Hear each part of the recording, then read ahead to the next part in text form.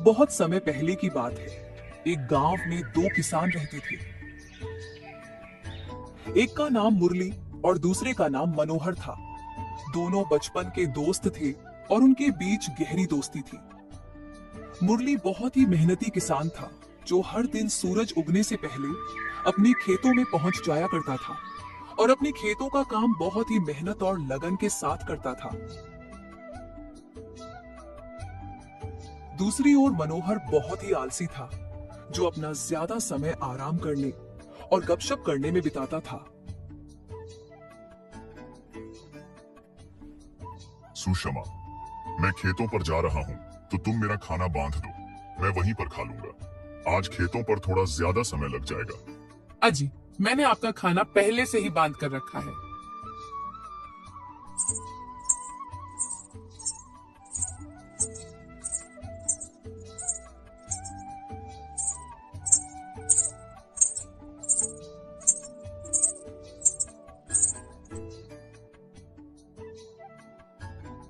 यह लीजिए आपका खाना। समय निकालकर जरूर खाना खा लीजिएगा। अच्छा ठीक है, मैं जाता हूँ। तुम बच्चों को स्कूल छोड़ाना। आप बच्चों की चिंता बिल्कुल भी मत कीजिए। मैं उन्हें स्कूल छोड़ाऊंगी। आप बस अपना काम जल्दी से निपटाकर घर आ जाना।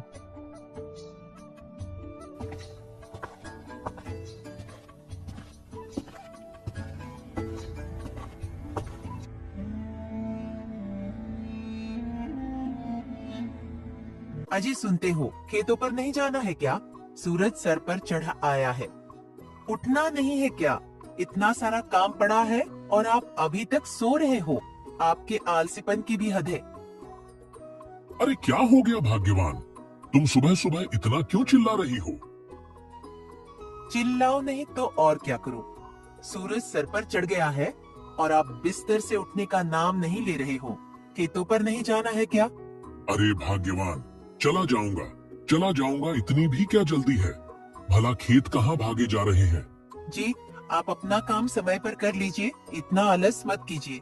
इतना आलस करना ठीक नहीं है। इस आलसीपन के कारण आप एक दिन बहुत पछताएंगे। अच्छा ठीक है, अब मुझे उठने तो दो। अच्छा ठीक है, मैं खाना लगा देती हूँ। आप जल्दी नहा धोकर आ जाएं। इसके बाद खेतों पर भी जाना है।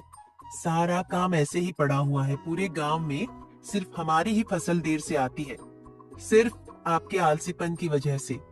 अरे भाग्यवान, अब बस भी करो, सुबह से सुनाई जा रही हो। चला जाऊंगा, जा रहा हूँ नहाने।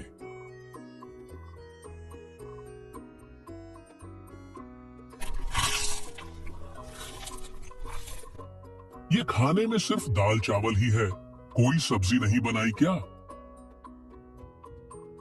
अजी, सब्जी तो तब बनाऊंगी ना जब आप काम करके कुछ पैसे घर में ला कर दोगे। पिछली बार जो फसल बिकी थी, उसके अब थोड़े बहुत ही पैसे बच गए हैं घर में, जिसमें ये दाल चावल ही खाने को मिलेगी आपको। अगर आपको सब्जी खानी है तो जल्दी फसल उगाइए। इसको बोलने से तो अच्छा होता कि मैं ये दाल चावल ही खा लेता।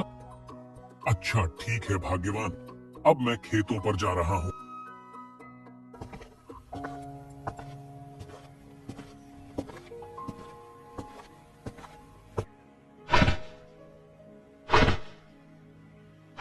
अरे मुरली भाई, सारा खेत आज ही जोत डालोगे क्या? कुछ कल के लिए भी छोड़ दो। हाँ मनोहर भाई, बस थोड़ा सा ही खेत बचा है, उसे भी आज ही जोत दूंगा, ताकि कल से मैं अपने खेत में बीज बो सकूं।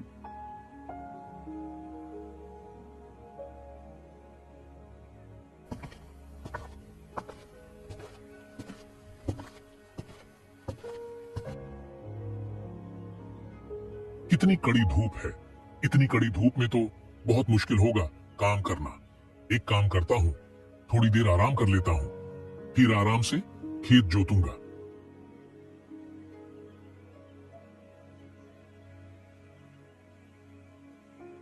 चलो अब थोड़ी सी जुताई कर लेते हैं।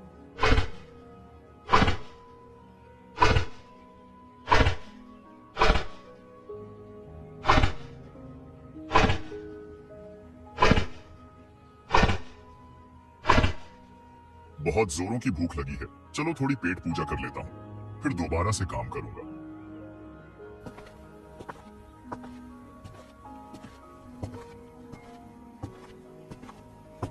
मुरली खाने का डब्बा लेकर बैठा ही था, तभी किसी के चिल्लाने की आवाज आती है। तभी मुरली भागते हुए जाकर देखता है तो एक साधु वहां पेड़ के नीचे बेहोश पड़े थे। मुरली ने साधु बाबा के मुंह पर पानी के छींटे मारे, तब जाकर उन्हें कहीं होश आया। साधु बाबा, अब आप ठीक हो? हाँ बेटा, अब मेरी तबीयत कुछ ठीक है। बहुत दिनों से भूखा और प्यासा हूँ और तेज गर्मी भी है, इसी कारण मुझे चक्कर आ गया था। साधु महाराज, आज मेरे पास तो बहुत ज्यादा कुछ खाने को नहीं है। ये मेरी पत्नी ने रोटी सब्जी और पुदीने की चटनी बनाई है, आप इसे खा लीजिए। ये मुरली के पास कौन आया है? कोई साधु महाराज मालूम होते हैं। चलो चलकर देखा जाए।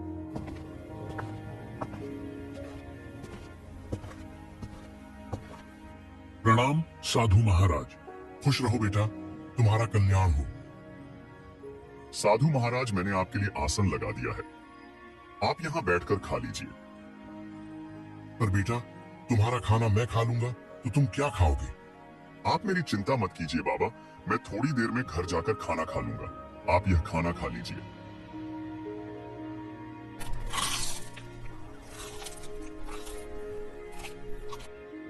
साधु महाराज, मैं भी घर से खाना लेकर आया हूँ। मेरी पत्नी ने भी मुझे खाना दिया है और वह बहुत स्वादिष्ट खाना बनाती है। आप थोड़ा खाकर देखिए।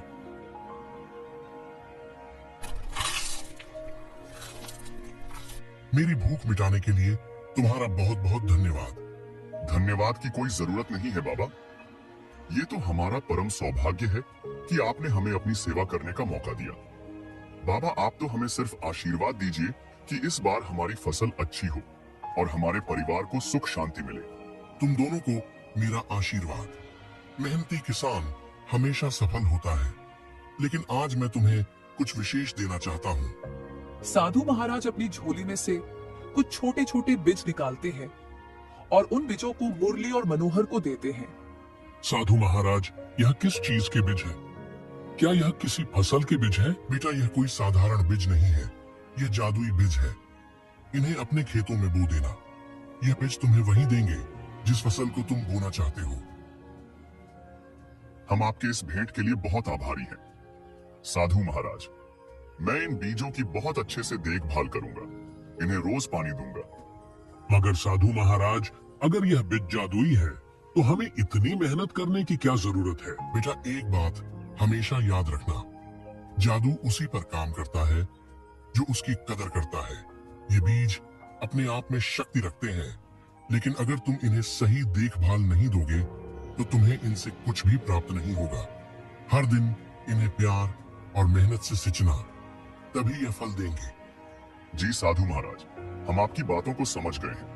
हम इन बीजों को बोएंगे और इन्हें बड़े प्यार से सींचेंगे। तो अब मैं यहाँ से प्रस्थान करता हूँ। तुम्हारा कल्याण हो। साधु से जादुई बीज प्राप्त करने के बाद मुरली और मनोहर घर लौट रहे थे, तभी रास्ते में दोनों आपस में बातें करने लगते हैं। मनोहर, यह जादुई बीज बहुत ही अनमोल है। साधु महाराज ने कहा है, अगर हम इन्हें प्यार और मेहनत से खींचेंगे तो ये हमें बहुत कुछ देंगे। मैं तो कल ही इन्हें जाकर अपने खेत में बोने वाला हूँ। मगर मुरली, अगर यह बीज जादुई है तो हमें इतनी मेहनत करनी है कि क्या जरूरत है? मुझे नहीं लगता कि रोज पानी देने से कुछ खास असर होने वाला है। ये खुद ही उग जाएंगे और फल देंगे। मनोहर, साधु महाराज ने साफ साफ कहा था कि प्यार और मेहनत के बिना कुछ नहीं मिलेगा। ये तो बहुत जरूरी है, लेकिन इनका पूरा फायदा उठाने के लिए हमें इनकी देखभाल अच्छे से करनी होगी। मैं कोई भी जोखिम नहीं लेना चाहता, इसलिए मैं तो इन्हें बहुत अच्छे से सींचूंगा और इनकी बहुत देखभाल करूंगा। इसके बाद दोनों अपने अपने घर की ओर चल पड़ते हैं। दोनों घर पहुंचकर सारी बात अपनी अपनी पत्नी को बताते हैं। अजी, ये तो बहुत अच्छी बात है। भगवान की भी इस समय हम पर बहुत बड़ी कृपा है, तभी तो आपको साधु महाराज के दर्शन हुए। सुषमा, तुम बिल्कुल सही कह रही हो। वह साधु किसी भगवान से कम नहीं थे। उनकी आंखों में एक अलग ही तेज था। जैसा साधु महाराज ने कहा है, मैं बिल्कुल वैसा ही करूंगा। मैं इन बीजों की बहुत सेवा करूंगा। अरे वाह, ये तो बहुत अच्छी बात है। अब हम बहुत मेहनत करेंगे और इन बीजों की बहुत सेवा करेंगे, जिससे बहुत अच्छी फसल उगेगी और हम बहुत पैसे कमाएंगे। अजय, आप अब किसी चीज का इंतजार मत करना, कल सुबह खेतों पर जाकर इन बीजों को बो देना।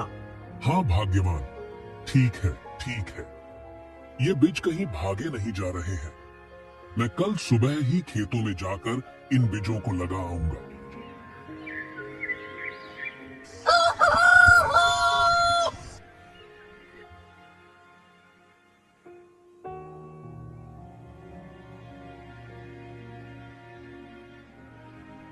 मैं आज खेतों में ज्यादा समय बिताऊंगा।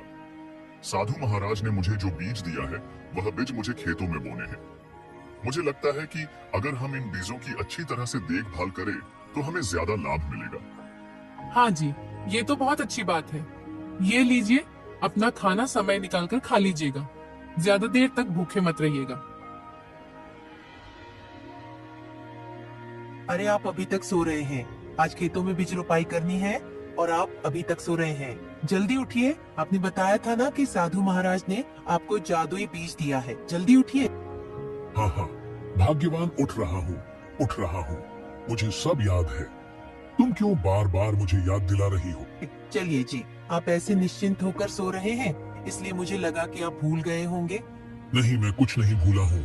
मुझे सब याद है। तुम खाना लगाओ, मैं नहा कर आता हूँ।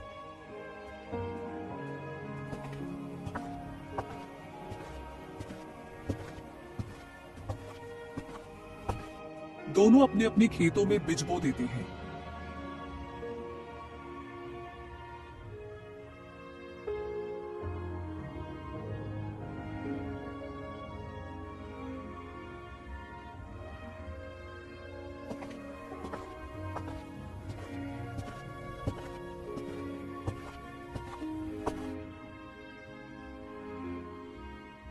अजी, खेतों का काम अच्छे से निपट गया ना? हाँ सुषमा, खेतों का काम अच्छे से निपट गया। मैंने बीजों को अच्छे से बो दिया है और उन्हें पानी भी दे दिया है। कल सुबह जल्दी उठकर खेतों पर चला जाऊंगा।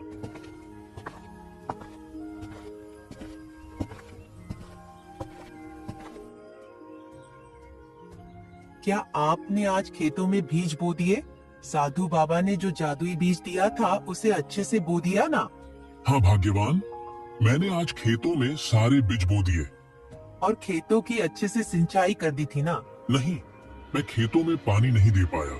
बीज बोने में ही इतना समय लग गया कि पानी देने का मौका ही नहीं मिला। कल जाकर मैं खेतों में पानी दे दूंगा।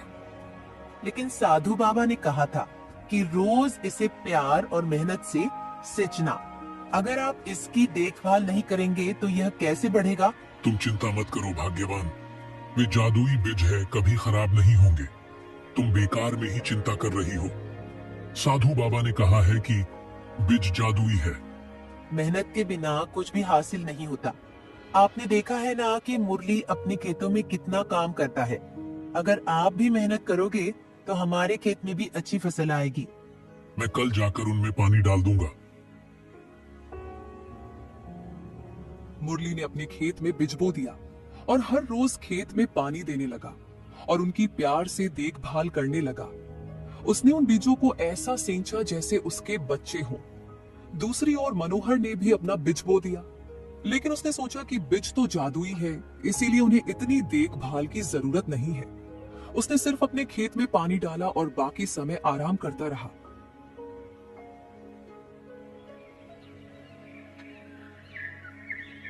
कुछ समय बाद मुरली के खेत में हरी भरी फूल गोभी की फसल निकल आई, जो देखने में गोल गोल मोती ताजी थी। हर फूल गोभी का आकार आम फूल गोभी के आकार से बड़ा था। उन्हें देखकर मुरली बहुत खुश हुआ। उसने घर जाकर यह बात अपनी पत्नी को बताई। उसकी पत्नी भी बहुत खुश हुई और वह दोनों फूल गोभी की फसल तोड़ने के लिए एक साथ खेतों में आए। अजी, ये तो सच में बहुत अच्छी फूल गोभी की फसल आई है। इतने बड़े और इतने सुंदर फूल गोभी तो मैंने आज तक नहीं देखे। चलिए, इन्हें जल्दी से तोड़ लेते हैं, फिर आप इन्हें बाजार में बेचाना। दोनों पति पत्नी फूल गोभी की फसल तोड़ने लगते हैं और देखते ही देखते उनकी टोकरी फूल गोभी से भर जाती है। जब मुरली की पत्नी फूल गोभियों की फसल की ओर देखती है तो जहां से उन्होंने फूल गोभी की फसल तोड़ी थी वहां पर नई गोभी आ जाती है। मुरली जी, देखिए ये क्या हुआ। अभी हमने इन फसलों से फूल गोभी तोड़े थे। ये देखिए, इनमें फिर से नए फूल गोभी आ गए। ये तो सचमुच में जादुई बीज हैं। लगता है इनकी फसलें कभी भी खत्म नहीं होती। हाँ सुषमा, ये तो सच में जादुई बीज है। अभी तो हमने इतने सारे फूल गोभी तोड़े थे और फिर से उतने ही फूल गोभी आ गए। अजी, हमारा तो भाग्य ही चमक गया। अब इन फूल गोभियों को बेचकर हम बहुत सारा पैसा कमाएंगे। वहीं दूसरी ओर मनोहर के खेत में सिर्फ छोटे छोटे पौधे उगे थे और उनमें कोई फल नहीं आए थे। जब मनोहर अपने खेत में फसल देखने के लिए पहुंचा तो वह फसलों को देखकर उलझन में पड़ गया।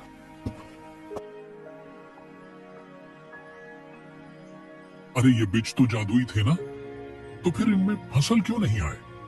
लगता है वह साधु महाराज ने मुझे धोखा दिया है। उन्होंने झूठ बोला कि ये जादुई बीज है, जबकि यह तो कोई साधारण बीज है। तभी मनोहर की नजर मुरली के खेतों पर जाती है। उसका खेत फूल गोभियों की फसल से लहलहा रहा था, जिसे देख मनोहर मुरली के पास आता है।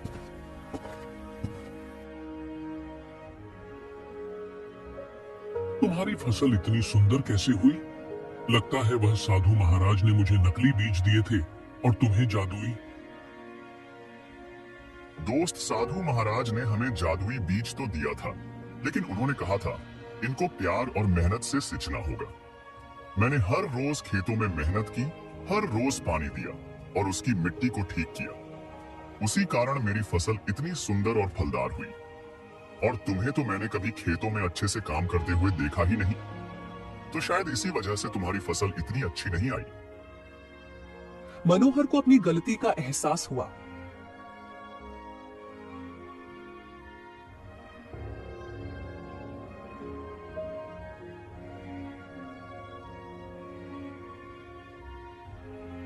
अरे नहीं, मैंने ये क्या कर दिया? ये बीज तो सच में जादुई थे। मैंने इन पर सही से ध्यान नहीं दिया, इसलिए इन्होंने मुझे फल भी नहीं दिया। यह सब मेरी ही गलती है। अगर मैंने इन बीजों का अच्छे से पालन पोषण किया होता तो आज मेरे भी खेतों में मुरली की तरह फूल गोभी की फसलें लहलहा रही होती। मुरली ने फूल गोभियों को बेचकर खूब लाभ कमाया। वहीं दूसरी ओर मनोहर को पछतावे के अलावा कुछ नहीं मिला। अगर कहानी अच्छी लगी हो तो वीडियो को लाइक करें और चैनल को सब्सक्राइब करके एक प्यारा सा कमेंट जरूर करें। Thanks for watching.